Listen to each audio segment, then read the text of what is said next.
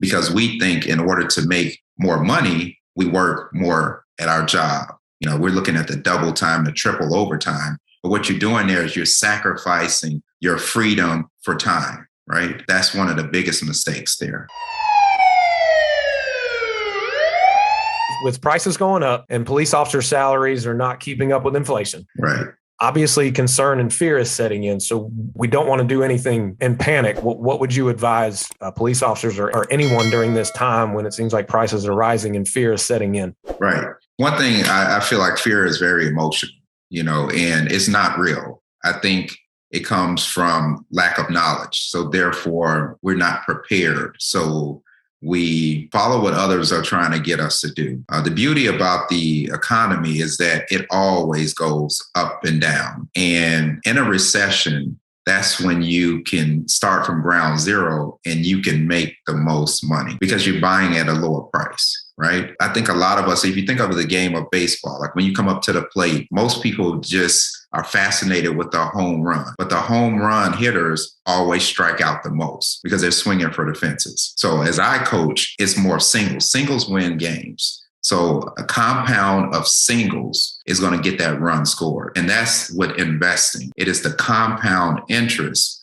which allows your money or your funds to grow exponentially. That's what you really need to focus on. So a police officer or any individual has to start from ground zero. And that ground zero is a budget. Like, what are my assets and what are my liabilities? Could you elaborate more on the liabilities and assets? Because some people, I believe, think the liability might be an asset and an asset might be a liability.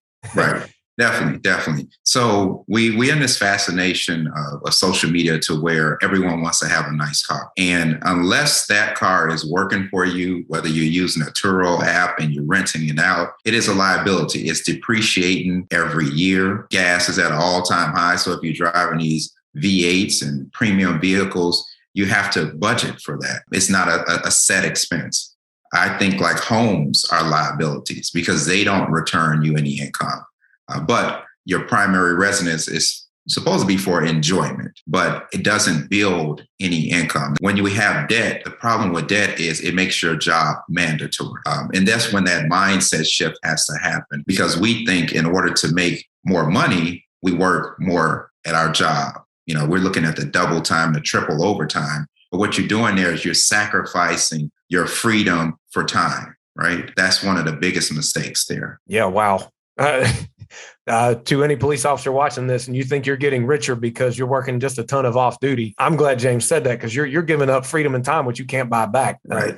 Yeah. Wow.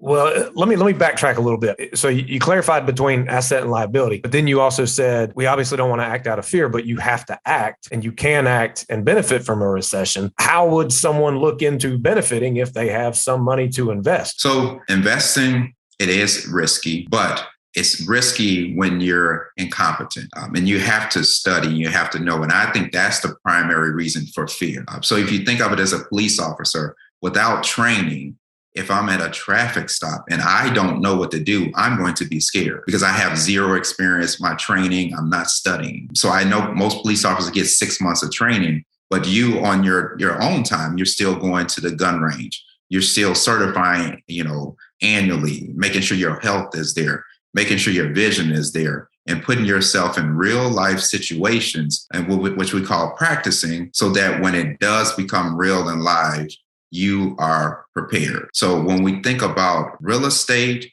or investing in the stock market or starting your own business, you have to treat it as if you were going to school, you're studying it, right? Then you have to understand your return on investment. Like, I'm not going to put all of my money in there. Anything you invest, you should be willing to lose. Now, don't dump your entire savings into whatever investment that you choose, nor should you follow what someone else is doing because it works for them. You have to find out what works for you, what works with your schedule, and what you're passionate about. What are some investing options you would recommend considering the times, in your opinion, or your professional experience? I think first thing, when you're talking about any person, I always say start with maxing out your 401k because that allows you to have a tax benefit.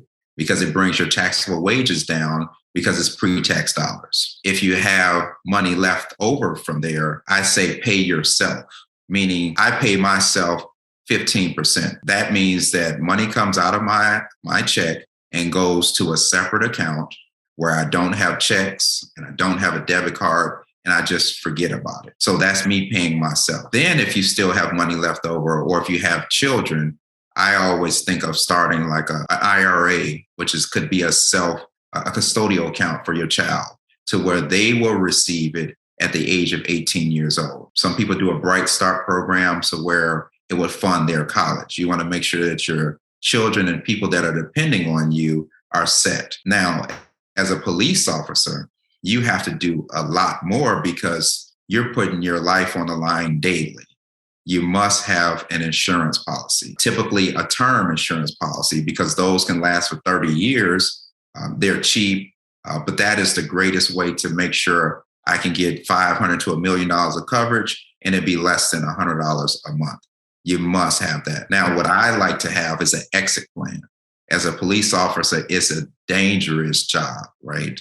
Yeah. So now I am trying to move from active, meaning going to work and putting my life on the line, to passive income, to where we can make money without leaving the home. And for me, it has always been real estate, because as you mentioned with inflation, the beauty about inflation is maybe if interest rates go up, then values go down. Now, if interest rates go down, then value go up. The thing about it is if people can't afford homes, then they rent, which means your rent goes up and the demand is always there. So in any city that you're seeing, you're probably seeing a lot of new construction because there is a shortage of housing. I heard you say the beauty of inflation. I interpreted that as, since it's here, we might as well make the best of it, because we definitely never want it, right? But we can take advantage of the fact of it's doing something, or am I totally off? You're right. So I don't focus on inflation because I expect it to happen. I focus on giving myself annual raises. I do rental properties. I am raising the rents to account for inflation. I'm becoming a little bit more efficient with it. So the stock market, if you look at cryptocurrency, Bitcoin is down to like 27K. Yeah. If you're a long-term investor, now is the time for you to get in, because you're at the bottom, you're at ground zero.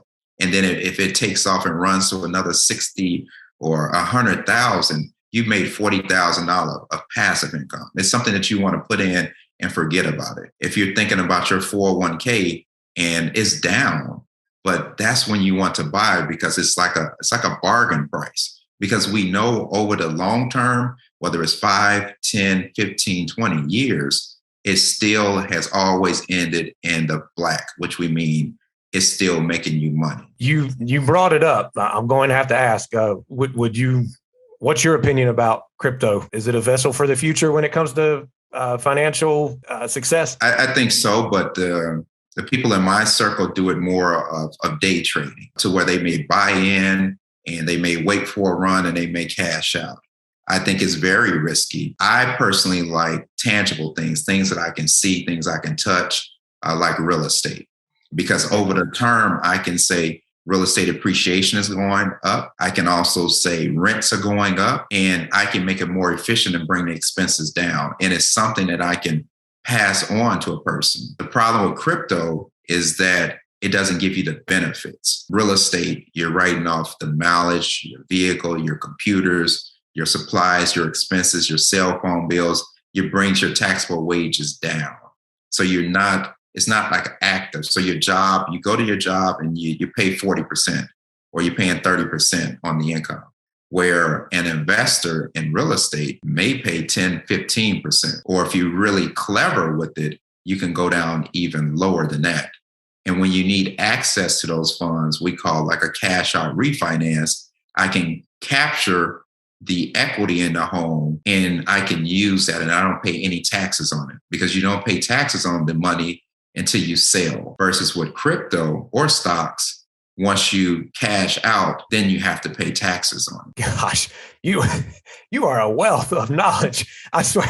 Now, this is probably the point where some of the listeners and or viewers are like, "No, this is too much. I can't handle this." Okay, so let's all take a deep breath. But when it comes to real estate, I know what's going through some people's minds. Like, it's too intimidating. I don't have enough money.